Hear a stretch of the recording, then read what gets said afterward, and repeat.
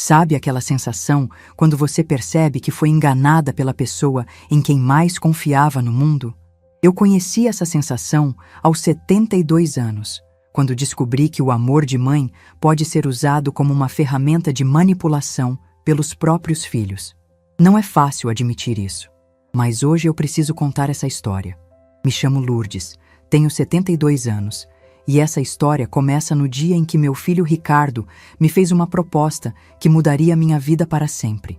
Não da forma que eu esperava, mas de uma maneira que me ensinou que nunca é tarde para recomeçar com dignidade. Fui viúva aos 58 anos. Meu marido Osvaldo faleceu de problemas no coração depois de 35 anos de casamento.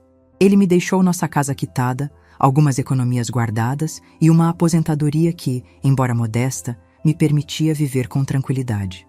Durante 14 anos, construí uma rotina simples, mas satisfatória.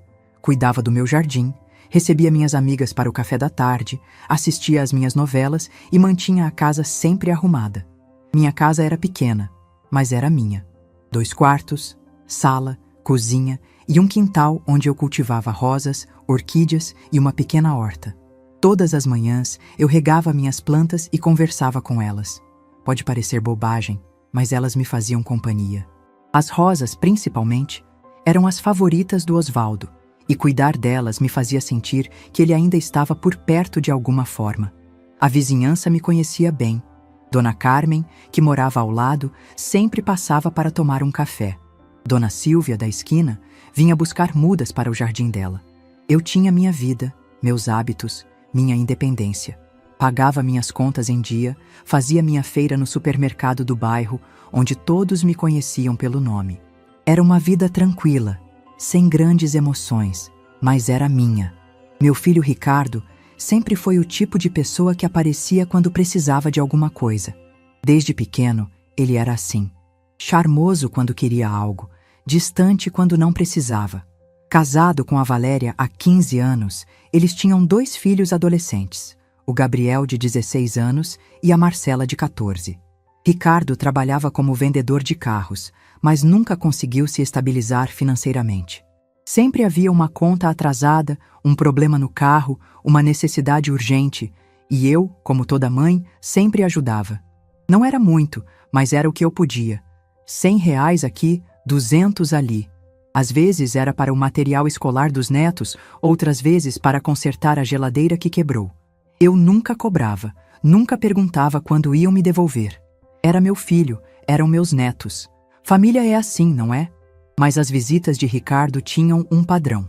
Ele aparecia com aquele sorriso que eu conhecia desde criança, perguntava como eu estava, elogiava meu café, brincava comigo por alguns minutos e depois vinha com um pedido. Sempre havia uma justificativa, sempre parecia urgente. E eu, boba, sempre acreditava. Valéria, por sua vez, sempre foi educada comigo, mas distante. Nos encontros de família, ela cumprimentava com um beijinho no rosto, perguntava como eu estava, mas nunca demonstrava interesse real. Os netos eram carinhosos, mas também distantes. Eles me viam como a avó que sempre dava presentes, mas que não fazia parte do dia a dia deles. O problema começou quando eles decidiram que queriam uma casa maior. Moravam em um apartamento pequeno de 2 quartos, alugado, e com os filhos crescendo, alegavam que precisavam de mais espaço. Ricardo veio até mim numa tarde de quinta-feira com aquele sorriso de sempre. Mãe, preciso conversar com a senhora sobre uma coisa importante. Eu estava regando minhas rosas quando ele chegou. Parei o que estava fazendo e o convidei para entrar. Preparei um café fresco, cortei um pedaço do bolo de milho que havia feito pela manhã e nos sentamos à mesa da cozinha. Fala, meu filho. Mãe, eu e a Valéria estamos pensando em comprar uma casa. Achei estranho ele vir me contar isso. Normalmente, as decisões importantes da vida dele eu ficava sabendo pelos outros, ou quando já estava tudo resolvido. Que bom, Ricardo. Vocês merecem ter a casa própria. É, mãe. Mas o problema é que nós não temos dinheiro para a entrada. Pronto. Lá vinha o pedido. Eu já sabia onde aquela conversa ia parar. Quanto vocês precisam? R$ 80 mil. Quase engasguei com o café. O dinheiro que eu havia guardado a vida inteira, que era minha segurança, minha garantia para qualquer emergência. Ricardo, Isso é muito dinheiro, filho. Eu sei, mãe, mas escuta só a proposta que eu tenho. Ele se inclinou para a frente, com aquele olhar persuasivo que eu conhecia tão bem. Se a senhora nos ajudar com a entrada, nós podemos morar todos juntos. A casa tem 3 quartos, um quintal grande, fica em um bairro bom. A senhora não vai mais ficar sozinha e nós podemos cuidar da senhora quando precisar. A proposta me pegou de surpresa. Morar com a família, ter meus netos por perto, não ficar mais sozinha. A ideia era tentadora. Aos 72 anos, eu realmente começava a sentir o peso da solidão. Principalmente nas noites longas, quando assistia televisão sozinha e pensava em como seria bom ter alguém para conversar. Você tem certeza disso, Ricardo? Morar todos juntos não é fácil. Tenho certeza, mãe. A senhora pode continuar com suas plantas. Vai ter um quintal muito maior para o jardim. Os meninos vão adorar ter a avó em casa. E a senhora vai ver como vai ser bom. Ele puxou o celular e me mostrou fotos da casa. Realmente era linda. 3 quartos, sendo um com suíte, sala ampla, cozinha espaçosa e um quintal grande com algumas árvores frutíferas. Havia até uma área coberta onde eu poderia colocar minhas plantas. Olha que quintal lindo, mãe. A senhora vai poder fazer um jardim muito maior. E tem essa área coberta aqui, perfeita para suas plantas. Eu olhava as fotos e me imaginava naquela casa. Arrumando meu quarto, organizando minha área no quintal, fazendo café da manhã para os netos antes de eles irem para a escola. A imagem era sedutora. E como seria a divisão das despesas? A senhora não se preocupa com nada, mãe. Nós cuidamos de tudo. A senhora só precisa nos ajudar com a entrada. Meu nome ficaria no contrato também? Claro, mãe. Seria uma compra conjunta. A senhora seria dona da casa junto com a gente. Aquilo me tranquilizou. Se meu nome estivesse no contrato, eu teria segurança. Não seria apenas uma agregada, seria uma proprietária. Posso pensar um pouco? Claro, mãe. Mas não demora muito não, porque a casa está com uma procura grande. Se a gente não decidir logo, pode ser que percam ela. Pressa. Sempre havia pressa nos negócios do Ricardo, mas dessa vez eu entendia. Uma casa boa realmente sai rápido do mercado. Naquela noite, fiquei acordada pensando. Olhei para minha casa pequena, para meus móveis antigos, para as fotos do Osvaldo na estante. Seria bom ter companhia, ter minha família por perto. E 80 mil reais era muito dinheiro, mas eu tinha. Eram todas as minhas economias, mas eu tinha. No sábado seguinte, Ricardo me levou para conhecer a casa pessoalmente. Valéria e as crianças vieram junto. Quando chegamos lá, eu me apaixonei imediatamente. A casa era ainda mais bonita do que nas fotos. O quintal era realmente grande, com um pé de manga, um de jabuticaba e espaço suficiente para eu criar o jardim dos meus sonhos. "O que acha, vó?" perguntou Gabriel, meu neto mais velho. "Está linda, meu amor." "Vó, meu quarto vai ser este aqui", disse Marcela, me puxando para ver o quarto dela. "E o da senhora vai ser ali do lado. Vamos ser vizinhas de quarto." Ver a empolgação dos meus netos foi o que me convenceu definitivamente. Eles pareciam realmente felizes com a ideia de morar comigo. Marcela já estava planejando como poderíamos arranjar nossos quartos, e Gabriel falava sobre como seria bom ter a avó sempre em casa. "Então, mãe, o que decidiu?"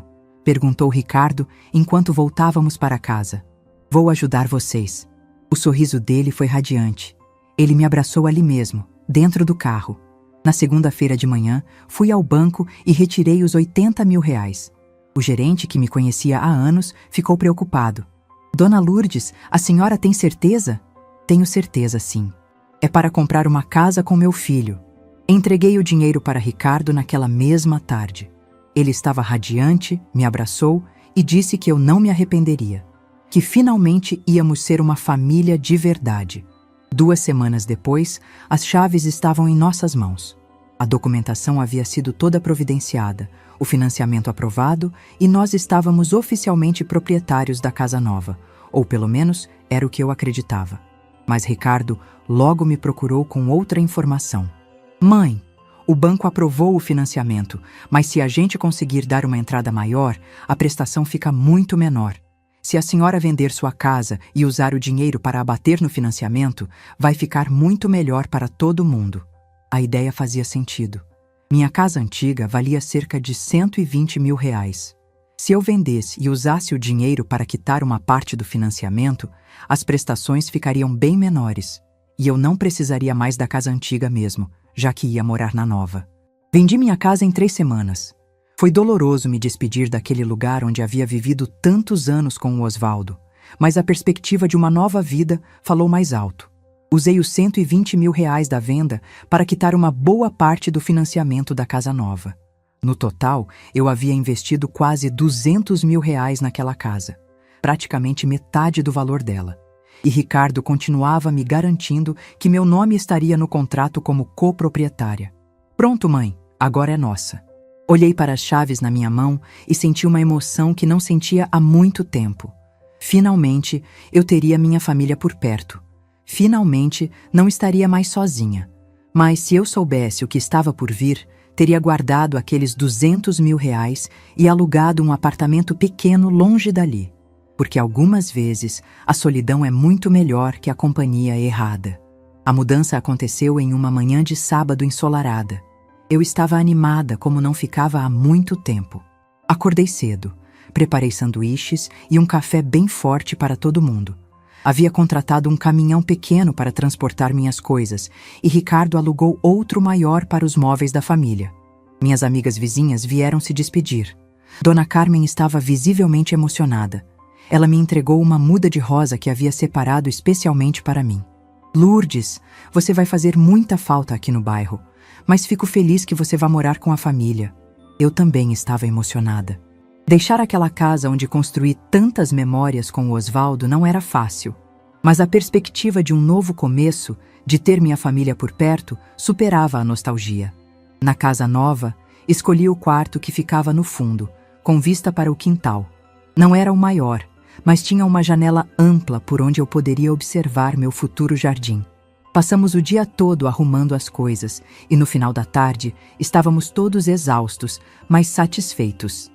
Naquela primeira noite, jantamos pizza no chão da sala, ainda cercados de caixas e móveis fora do lugar. Os meninos estavam empolgados, explorando cada canto da casa nova. Eu me senti verdadeiramente parte de uma família. Durante as primeiras semanas, tudo correu bem. Eu acordava cedo, preparava café para todos, organizava a casa e cuidava das plantas que havia trazido da minha antiga casa. Criei uma rotina gostosa. Pela manhã, depois que todos saíam, eu cuidava do jardim. À tarde, quando os netos chegavam da escola, eu sempre tinha um lanche preparado. O quintal se tornou meu refúgio. Plantei as mudas que trouxe da casa antiga e comprei outras novas. Aos poucos, fui criando canteiros, organizando as plantas por cores e tamanhos. O pé de manga já estava carregado e eu fazia sucos frescos para toda a família. Era gratificante ver aquele espaço tomando vida. Marcela, minha neta, às vezes me ajudava com o jardim. Ela gostava especialmente das flores mais coloridas. Gabriel era mais reservado, mas sempre elogiava minha comida e pedia para eu fazer seus pratos favoritos. Sentia que estava sendo útil, que minha presença fazia diferença na vida deles. Mas foi durante o 3º mês que comecei a perceber algumas mudanças sutis. Pequenas coisas que, isoladamente, não significavam muito, mas que juntas começaram a formar um padrão desconfortável. A primeira coisa que notei foi na forma como Ricardo e Valéria falavam sobre as decisões da casa. Quando chegaram alguns móveis novos para a sala, eles os posicionaram sem me perguntar nada. Quando questionei se não seria melhor colocar o sofá em outro lugar, Valéria respondeu: "Ah, Lourdes, a gente já pensou sobre isso. Fica melhor assim mesmo." Não era exatamente grosseria, mas havia uma firmeza na resposta que me deixou desconfortável, como se minha opinião não fosse necessária. Outro episódio aconteceu quando quis trocar as cortinas da sala. Eram muito escuras para meu gosto e eu havia encontrado umas muito bonitas em uma promoção. Quando mostrei para Valéria, ela disse que ia conversar com Ricardo antes de decidir qualquer coisa. É que mudança na decoração afeta todo mundo, né? Precisa ser algo que agrade a família toda. Família toda. Eu não estava incluída nessa decisão, aparentemente. As visitas também começaram a me incomodar. Quando amigos de Ricardo e Valéria vinham à casa, eu era apresentada de uma forma que me deixava constrangida. Esta é minha sogra, a mãe do Ricardo. Ela teve que vir morar aqui com a gente. Teve que vir morar com a gente. como se eu fosse uma agregada que eles haviam acolhido por bondade. Nunca mencionavam que eu havia ajudado a comprar a casa, que aquele também era meu lar. O pior aconteceu durante um churrasco que fizemos para alguns familiares. Meu cunhado Antônio, irmão do Ricardo, elogiou a casa e perguntou como havia sido a negociação. Ricardo contou toda a história, mas de uma forma que me deixou profundamente desconfortável. A gente conseguiu uma entrada muito boa, sabe? Deu para negociar bem com o vendedor. Entrada muito boa. Não mencionou que eu havia dado os 80 mil reais. Não mencionou que, sem minha ajuda, eles não teriam conseguido comprar nada. Quando tentei complementar, dizendo que também havia contribuído para a compra, Ricardo rapidamente mudou de assunto. Ah, sim, mas vamos falar de coisa mais alegre. Quem quer mais carne? Senti um aperto no peito. Era como se minha contribuição fosse algo irrelevante, algo que não merecia ser mencionado. Os meses seguintes trouxeram mais sinais preocupantes. Eu continuava ajudando com as despesas da casa, mas comecei a perceber que isso era visto como uma obrigação, não como uma contribuição. Quando chegava a conta de luz, Valéria dizia: Lourdes, a conta de luz chegou. Você pode dar sua parte? Mas o que mais me incomodava era a forma como eu era tratada quando chegavam visitas. Parecia que eu me tornava invisível. Durante uma festa de aniversário da Marcela, eu passei a tarde toda na cozinha, preparando os salgados, organizando as coisas. Quando os convidados chegaram, eu fui apresentada como a avó que ajuda com as coisas da casa. Ajuda com as coisas da casa. Como se eu fosse uma empregada doméstica, não a avó que estava comemorando o aniversário da própria neta. Comecei a me sentir cada vez mais deslocada. Nas reuniões familiares, eu era sempre a última a dar opinião sobre qualquer assunto. Quando discutiam sobre as férias da família, minha preferência não era consultada. Quando decidiam sobre reformas na casa, eu era apenas informada das decisões.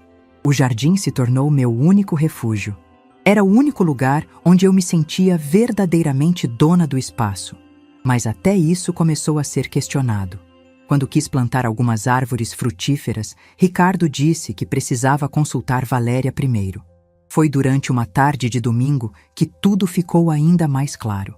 Eu estava na cozinha, preparando o almoço, quando ouvi uma conversa entre Ricardo e Valéria no quarto deles. Eles estavam discutindo sobre algumas mudanças que queriam fazer na casa. Acho que podemos transformar aquele quarto dos fundos em um escritório, disse Valéria. Seria perfeito para você trabalhar em casa. Quarto dos fundos. Meu quarto. Eles estavam falando sobre transformar meu quarto em escritório, como se eu não existisse. Mas e minha mãe? Perguntou Ricardo. Ela pode dormir na sala. Naquela noite, deitada na minha cama, eu olhei para o teto e tentei entender o que estava acontecendo. Havia algo errado, mas eu não conseguia colocar o dedo na ferida. Sentia que estava perdendo espaço na minha própria casa. Mas como poderia ser minha casa se eu era tratada como uma convidada? Foi então que resolvi prestar mais atenção nos detalhes. Comecei a observar as conversas, as decisões, a forma como era tratada. Mas ainda havia uma esperança dentro de mim. Talvez eu estivesse sendo paranoica. Talvez as coisas melhorassem com o tempo. Talvez eu só precisasse ser mais paciente. Infelizmente, eu estava prestes a descobrir que a realidade era muito pior do que eu imaginava. A verdade chegou até mim através da minha irmã Conceição, que veio de São Paulo para passar alguns dias conosco. Ela estava aposentada há 2 anos e havia decidido viajar mais, visitar os familiares que não via há muito tempo. Eu fiquei genuinamente feliz com a visita. Conceição sempre foi a mais esperta entre nós duas. E eu sentia que precisava desabafar com alguém sobre os desconfortos que vinha sentindo. Ela chegou numa quinta-feira à tarde, carregando uma mala pequena e um sorriso largo.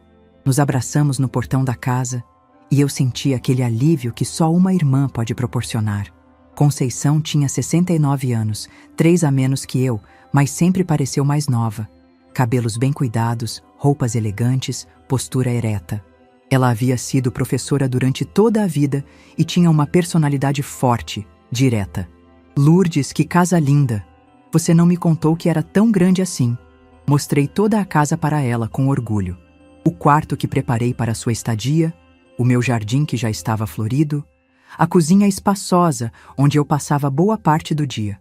Conceição elogiou tudo, mas eu percebi que ela observava os detalhes com atenção. Ela sempre foi assim, analítica. Durante o jantar, Ricardo e Valéria foram educados com ela, mas mantiveram certa distância.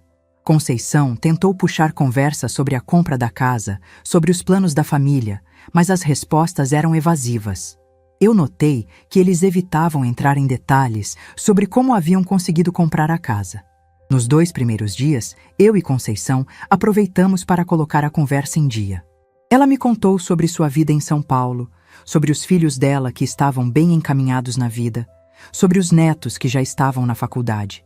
Eu, por minha vez, falei sobre minha rotina, sobre como estava sendo morar com a família.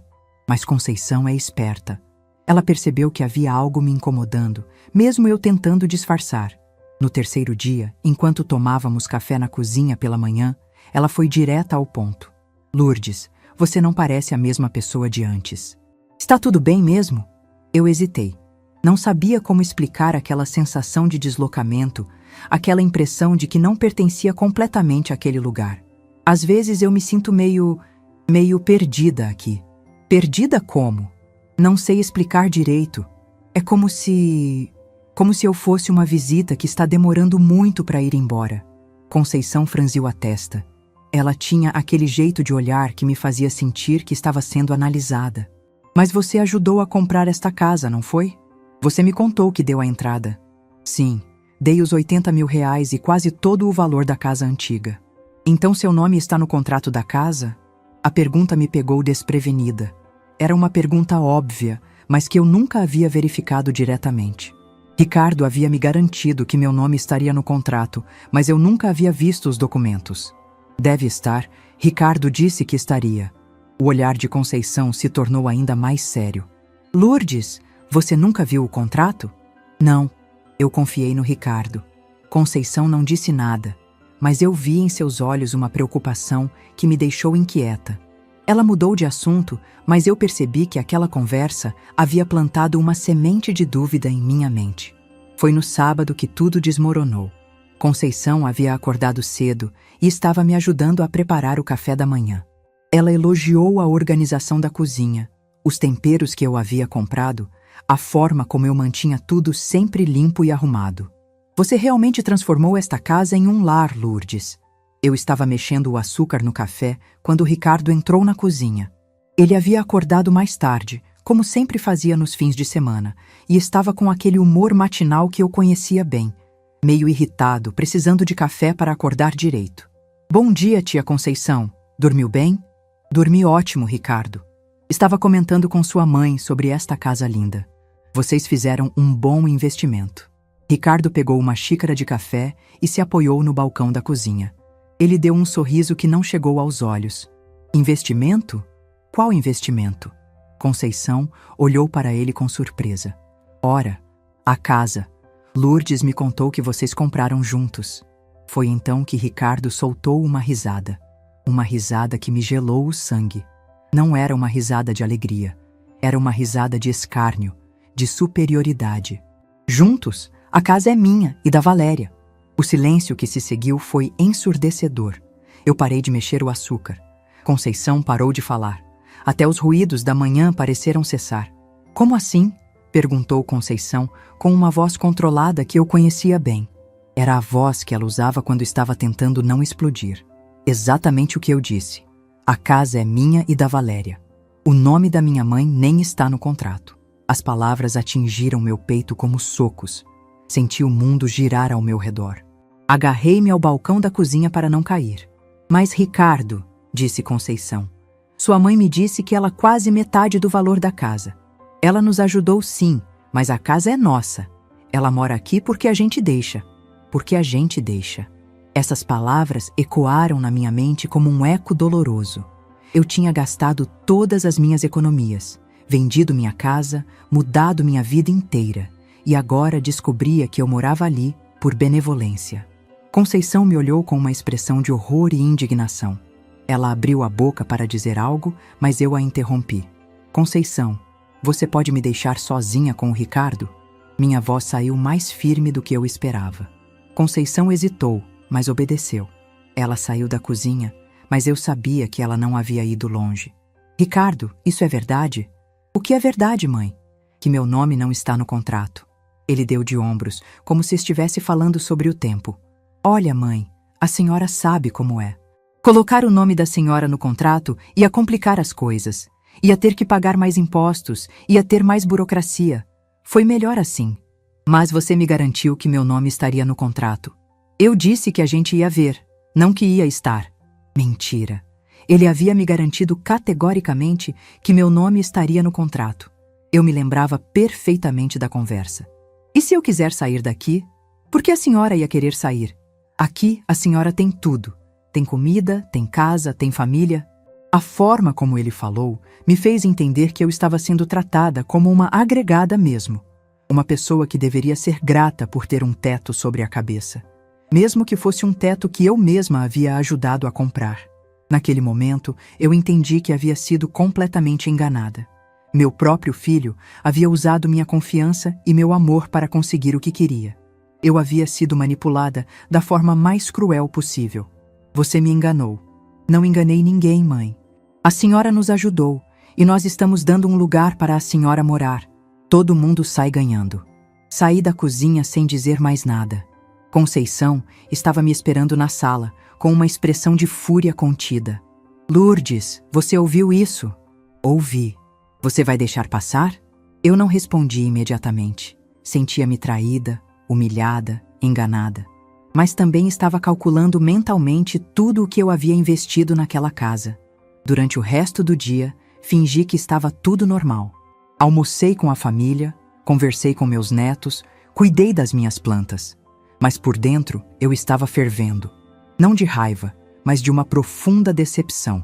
Conceição tentou me convencer a tomar uma atitude imediata. Lourdes, você não pode aceitar isso. Você praticamente comprou esta casa sozinha. Que direitos eu tenho? Meu nome não está no contrato. Você tem como provar que deu o dinheiro? Eu tinha. Tinha o comprovante da venda da minha casa, tinha o comprovante de retirada do banco, tinha testemunhas. Mas será que valia a pena brigar com meu próprio filho? Naquela noite, deitada na minha cama, eu fiz as contas. 200 mil reais. Era praticamente tudo que eu tinha no mundo. Minha casa, minhas economias, minha segurança. Tudo nas mãos de alguém que me via como uma agregada. Eu havia sido ingênua. Havia confiado cegamente em alguém que não merecia minha confiança. Havia colocado minha segurança financeira nas mãos de uma pessoa que me viu como uma oportunidade, não como uma mãe. Mas uma coisa eu sabia. Eu não ia aceitar ser tratada como uma agregada na casa que eu mesma havia ajudado a comprar. Eu não ia aceitar ser humilhada por alguém que deveria me proteger. Era hora de tomar uma decisão. Uma decisão que mudaria tudo. Conceição ficou mais 3 dias comigo após a revelação. Ela queria ter certeza de que eu não ia fazer nenhuma besteira. Mas principalmente queria me ajudar a entender a real dimensão do que havia acontecido comigo. Nos primeiros dias após descobrir a verdade, eu me sentia como se tivesse levado um soco no estômago. Acordava durante a noite, lembrando das palavras do Ricardo, e sentia uma mistura de vergonha e indignação. Minha irmã, no entanto, estava furiosa. Ela não conseguia entender como eu havia sido tão confiante ao ponto de não verificar os documentos. Mas eu explicava que ele era meu filho, que eu jamais imaginaria que ele fosse capaz de uma coisa dessas. Conceição balançava a cabeça e dizia que eu havia sido muito ingênua. Foi numa tarde de terça-feira que fiz uma descoberta que mudou tudo. Eu estava organizando alguns papéis na minha cômoda quando encontrei uma pasta com documentos antigos. Eram comprovantes de transferências bancárias que eu havia feito para Ricardo ao longo dos anos. Não eram apenas os 200 mil reais da casa. Eram dezenas de pequenas ajudas que eu havia dado e que, somadas, chegavam a um valor impressionante. Sentei na cama e comecei a calcular. Ao longo dos últimos 5 anos, eu havia transferido para Ricardo quase 40 mil reais em ajudas diversas. Dinheiro para consertar o carro, para pagar a escola dos meninos, para cobrir contas atrasadas. 40 mil reais que eu nunca havia pedido de volta, porque eram para ajudar meu filho e minha família. Mas a descoberta mais chocante veio quando resolvi verificar minha situação no banco. Fui até a agência, sozinha, e pedi para conversar com o gerente. Queria entender melhor minha situação financeira atual. Foi então que ele me mostrou algo que me deixou estarrecida. Dona Lourdes, a senhora está com o nome sujo na praça. Como assim? Tem várias consultas ao CPF da senhora e alguns contratos em aberto. A senhora autorizou alguém a usar seus dados? Meu coração disparou. Pedi para ele me mostrar os detalhes. Havia 3 cartões de crédito em meu nome, todos com limites altos e com débitos pendentes. Havia também um financiamento de carro que eu não conhecia e 2 contratos de empréstimo consignado que comprometiam boa parte da minha aposentadoria. Eu não autorizei nada disso. A senhora precisa fazer um boletim de ocorrência. Isso é uso indevido de documentos. Saí do banco com as pernas trêmulas. Não era apenas a casa. Ricardo havia usado meu nome para contrair dívidas que eu nem sabia que existiam. Eu estava financiando a vida dele há anos, e ele me tratava como uma agregada. Naquela noite, confrontei Ricardo sobre os cartões e empréstimos. Ele estava assistindo televisão na sala quando mostrei os papéis que o gerente havia me dado. Ricardo, você pode me explicar isso? Ele olhou os documentos com cara de poucos amigos. Ah, isso! Mãe, eu precisava resolver algumas coisas urgentes. Seu nome é mais limpo que o meu, então foi mais fácil fazer no seu nome. Mas eu não autorizei nada disso. Mãe, a senhora não entende de finanças. Eu cuidei de tudo. São empréstimos que eu estou pagando certinho. Então por que está tudo em atraso? Só 1 ou 2 meses. Não é nada demais. Não é nada demais. Meu nome estava sujo, minha aposentadoria estava comprometida e para ele não era nada demais. E se eu quiser cancelar tudo? Relaxa, eu resolvo isso. Relaxa. Como se fosse fácil relaxar quando descobri que estava sendo usada financeiramente há anos. Durante os dias seguintes, comecei a investigar por conta própria. Fui a algumas lojas do bairro e descobri que meu nome também estava sendo usado para fazer compras a prazo. Televisão, geladeira, fogão, sofá, tudo em meu nome. Tudo para equipar a casa onde eu morava de favor. A cada descoberta, minha indignação crescia. Mas junto com a indignação, crescia também uma determinação que eu não sentia há muito tempo. Eu não ia aceitar aquilo passivamente. Aos 72 anos, eu não ia permitir que meu próprio filho me tratasse como uma idiota. Conceição, antes de voltar para São Paulo, me deu um conselho que mudou minha perspectiva. Lourdes, você tem 2 opções. Ou você aceita ser tratada como uma boba pelo resto da vida, ou você mostra para esse menino que mexeu com a pessoa errada. Mas ele é meu filho, Conceição. Ele pode ser seu filho, mas você não é obrigada a ser capacho de ninguém, nem de filho. Depois que minha irmã partiu, eu me senti sozinha novamente. Mas era uma solidão diferente. Não era mais a solidão de quem não tem ninguém. Era a solidão de quem precisa tomar uma decisão difícil. Durante as semanas seguintes, mantive uma postura normal em casa. Continuei cuidando das minhas plantas, cozinhando, ajudando com as tarefas domésticas. Mas por dentro, eu estava tramando algo. Comecei a observar melhor a dinâmica financeira da casa. Percebi que eu não era apenas quem havia comprado a casa e quem estava pagando as dívidas em meu nome. Eu também era quem sustentava boa parte das despesas mensais. A conta de luz estava em meu nome. A conta de água também. O plano de internet, o telefone fixo, o gás encanado. Praticamente todas as contas básicas da casa estavam em meu nome. E mais, eu descobri que eles haviam colocado meu nome como avalista em vários contratos. Se eles deixassem de pagar qualquer coisa, eu seria cobrada.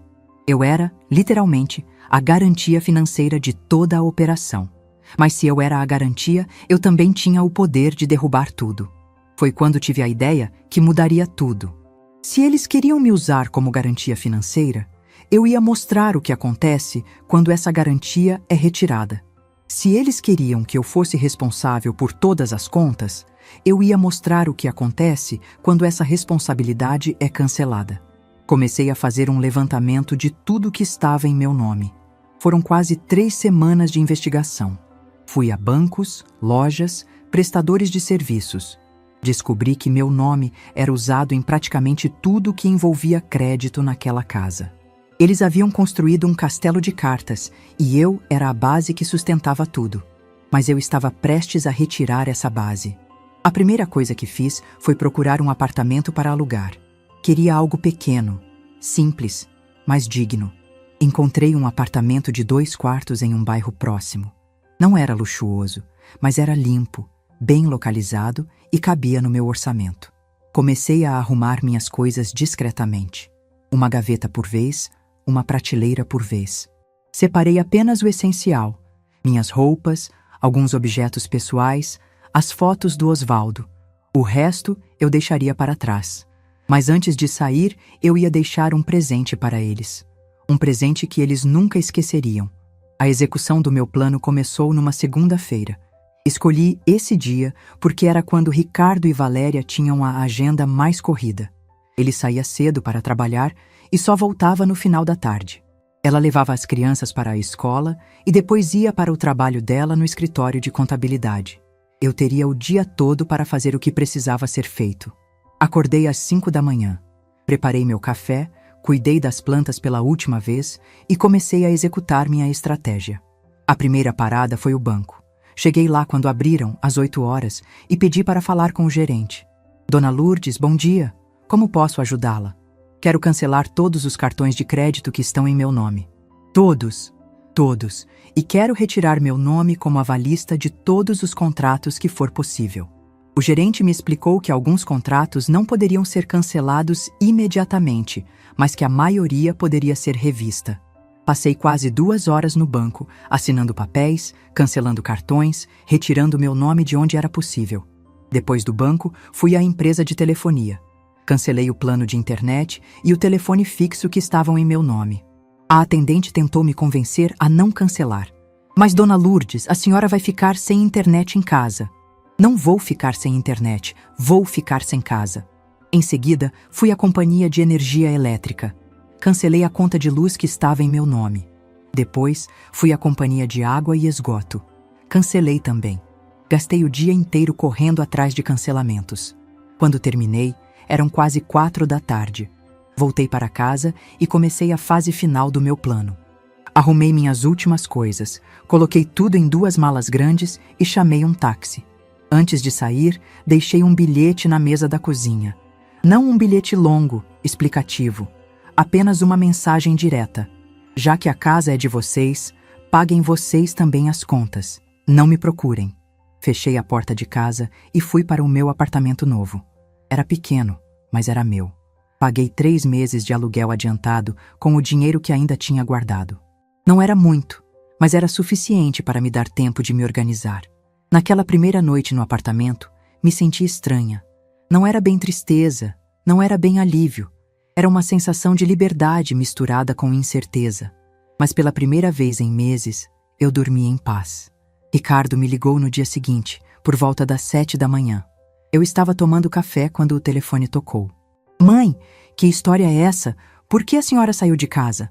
Você mesmo disse que eu morava aí porque vocês deixavam. Agora vocês não deixam mais. Desliguei o telefone e o mantive no silencioso pelo resto do dia.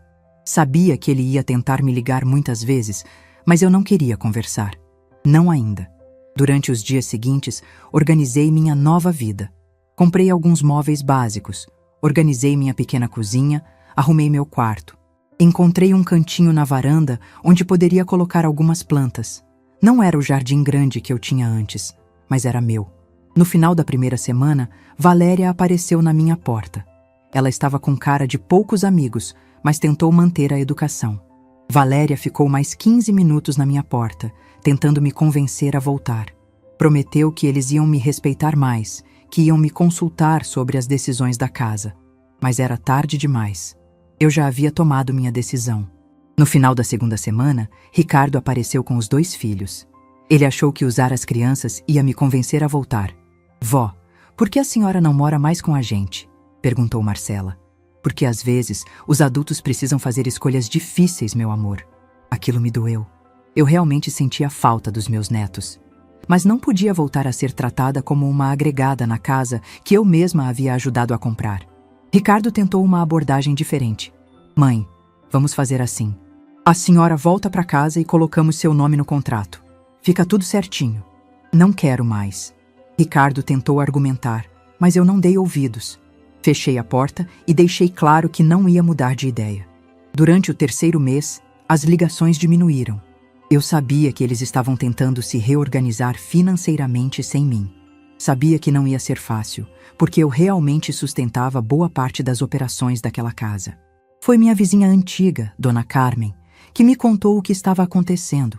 Ela apareceu um dia no meu apartamento, curiosa para saber como eu estava. Carmen me contou que a casa estava sempre com as luzes apagadas à noite, que ela havia visto o carro do Ricardo sendo rebocado, que havia homens cobrando dívidas na porta. Eles estão passando por dificuldades, Lourdes. Não são mais problemas meus. Você não tem pena? Tenho pena de mim mesma, que demorei tanto para perceber que estava sendo usada. Carmen entendeu. Ela sabia que eu não era má, apenas estava protegendo minha dignidade. No quarto mês, recebi uma ligação de um número que não conhecia. Era um oficial de justiça, me procurando para entregar uma citação. Dona Lourdes, o senhor Ricardo entrou com uma ação contra a senhora. Que tipo de ação? Abandono de incapaz. Ele está alegando que a senhora tinha obrigação de sustentá-lo.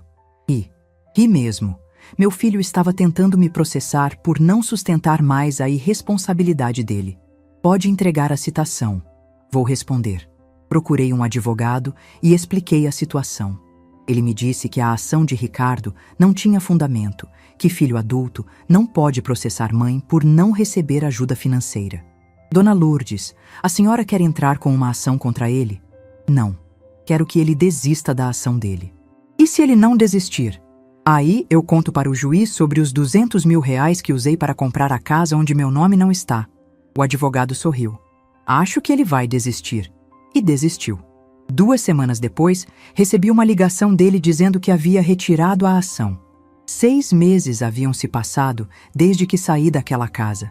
Minha vida no apartamento pequeno havia se tornado uma rotina tranquila e reconfortante.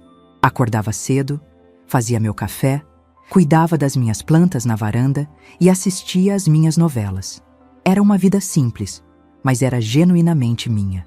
Eu havia criado um cantinho especial na varanda onde cultivava algumas das mudas que consegui salvar do jardim anterior.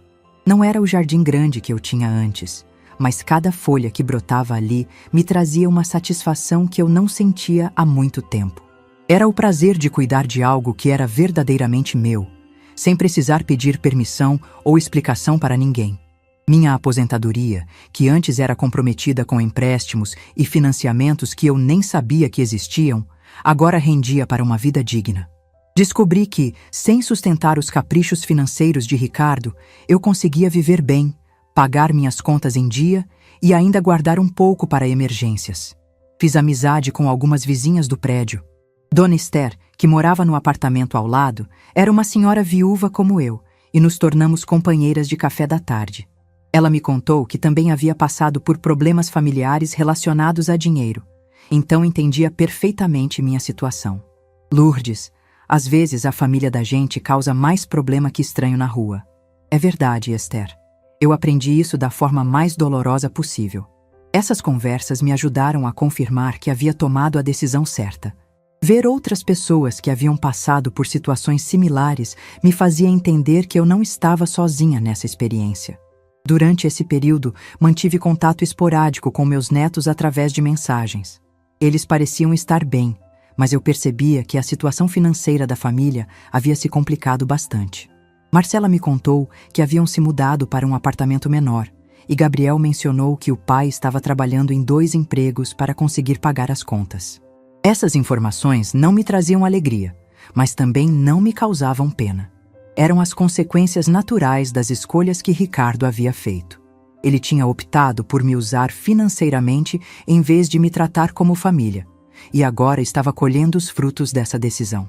Um dia, Dona Carmen apareceu no meu apartamento com notícias que eu já esperava, mas que ainda assim me causaram um impacto emocional. Lourdes, você soube? Soube o quê? A casa onde vocês moravam foi retomada pelo banco. Eu sabia que isso ia acontecer. Era matematicamente impossível eles manterem uma casa daquele tamanho sem minha contribuição financeira, especialmente considerando que Ricardo nunca teve estabilidade no trabalho. Quando foi isso? Semana passada. Para onde eles foram? Acho que foram morar com a mãe da Valéria. A informação me trouxe sentimentos contraditórios. Por um lado, havia uma satisfação silenciosa em saber que minhas previsões haviam se confirmado. Por outro, havia uma pontada de tristeza ao pensar nos meus netos passando por essa situação. Mas a tristeza durou pouco. Rapidamente, me lembrei de como havia sido tratada naquela casa, de como minha contribuição havia sido minimizada, de como eu havia sido apresentada como uma agregada benevolente. Ricardo havia feito suas escolhas, e eu havia feito as minhas. O que mais me impressionava era como eu me sentia mentalmente clara nesse período. Durante os anos que morei com eles, eu vivia constantemente preocupada, sempre tentando agradar, sempre tentando ser útil. Agora, eu dormia tranquila, acordava descansada e tinha energia para cuidar de mim mesma. Comecei a frequentar um grupo de atividades para a terceira idade no centro comunitário do bairro. Lá, conheci outras mulheres da minha idade que haviam passado por experiências similares. Descobri que histórias de filhos que se aproveitam financeiramente dos pais eram mais comuns do que eu imaginava. Uma das mulheres do grupo, Dona Miriam, me contou que havia emprestado dinheiro para o filho comprar um carro e nunca mais havia visto um centavo de volta. Outra, Dona Rosa, havia dado a entrada de uma casa para a filha e depois foi expulsa quando a filha se casou novamente. A gente cria os filhos achando que eles vão cuidar da gente na velhice, disse Dona Miriam durante uma das nossas reuniões. Mas às vezes eles só querem usar a gente como um banco. Essas conversas me ajudaram a entender que eu não havia sido uma mãe ruim, nem uma pessoa ingênua demais. Eu havia sido uma mãe amorosa que confiou no filho, e ele havia abusado dessa confiança. A culpa não era minha. Durante esse período, Ricardo tentou contato algumas vezes. Sempre com desculpas, sempre com justificativas, sempre com promessas de que as coisas iam melhorar. Mas eu havia aprendido a identificar o padrão. Ele só me procurava quando estava com problemas financeiros. A última vez que conversamos por telefone, ele me disse que havia conseguido um emprego melhor e que queria me pagar de volta tudo que eu havia investido na casa. O aspecto mais libertador da minha nova vida era não ter que prestar contas para ninguém. Se eu quisesse comprar uma planta nova, eu comprava. Se quisesse mudar os móveis de lugar, eu mudava. Se quisesse assistir televisão até tarde, eu assistia. Eram pequenas liberdades que eu havia esquecido que existiam. Comecei a fazer pequenas viagens de um dia para cidades vizinhas. Coisa que eu nunca havia feito sozinha, mas que descobri ser muito prazerosa. Visitei museus, feiras de artesanato, parques. Redescobri o prazer de fazer coisas apenas porque eu queria, não porque alguém esperava que eu fizesse. Uma das descobertas mais importantes desse período foi que eu não precisava ser útil para ser valorizada. Durante décadas, eu havia baseado minha autoestima na minha capacidade de ajudar os outros, de ser necessária. Agora, eu estava aprendendo que meu valor não dependia do que eu fazia pelos outros, mas simplesmente do fato de eu existir. Essa descoberta mudou minha perspectiva sobre relacionamentos familiares. Eu comecei a entender que amor verdadeiro não cobra, não manipula, não se aproveita. Amor verdadeiro respeita, valoriza, protege. E o que eu havia recebido do Ricardo não era amor, era exploração disfarçada de necessidade familiar. 2 anos haviam se passado desde que tomei a decisão de mudar minha vida. Nesse período, eu havia experimentado uma transformação pessoal que jamais imaginei ser possível. Não era apenas uma mudança de endereço. Era uma mudança completa de perspectiva sobre mim mesma e sobre o que eu merecia da vida. Minha rotina no apartamento havia se tornado algo precioso. Eu acordava quando meu corpo pedia, não quando alguém esperava que eu preparasse café da manhã.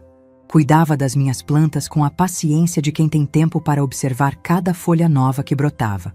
Lia livros que havia comprado e nunca conseguira terminar porque sempre havia alguma tarefa doméstica me esperando. O grupo de atividades para a terceira idade havia se tornado parte importante da minha vida.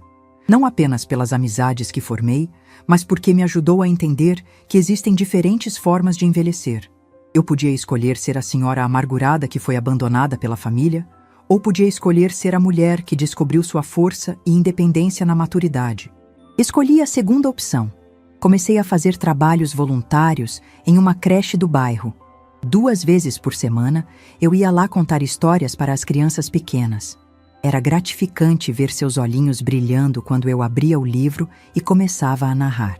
Elas me chamavam de Vovó Lourdes e sempre corriam para me abraçar quando eu chegava. Esse trabalho me trouxe uma satisfação que eu não sentia há muito tempo. Era o prazer de ser genuinamente útil, de contribuir para algo maior que eu mesma, sem que ninguém me cobrasse ou me fizesse sentir que eu estava sendo explorada. Durante esse período, Ricardo tentou contato algumas vezes, mas as tentativas foram se espaçando. Ele havia entendido que eu não mudaria de ideia, que eu não voltaria a ser a fonte de financiamento da família.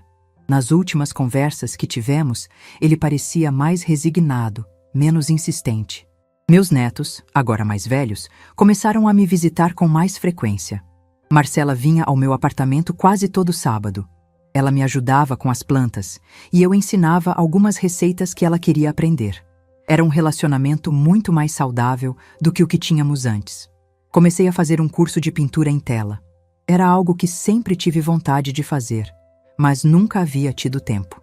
Descobri que tinha um talento natural para paisagens, e minhas primeiras obras ficaram expostas na parede do meu apartamento. E era isso.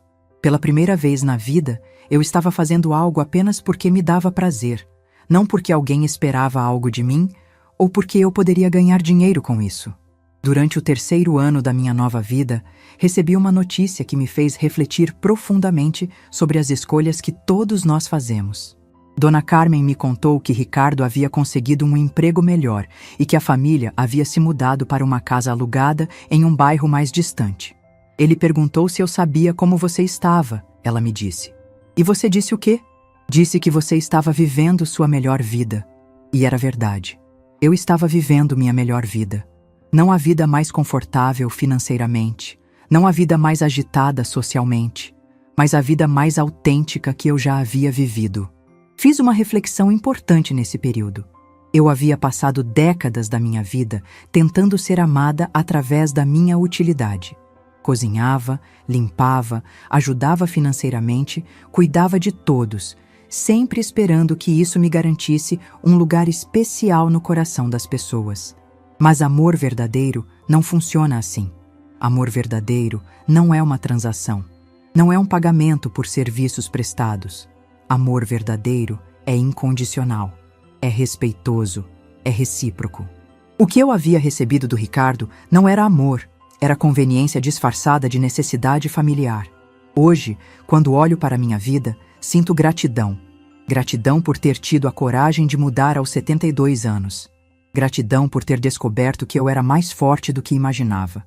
Gratidão por ter aprendido que meu valor não dependia do que eu fazia pelos outros. Se essa história tocou seu coração, deixe seu like, se inscreva no canal e comente aqui embaixo. No meu lugar, o que você faria? Sua mensagem pode iluminar o dia de alguém.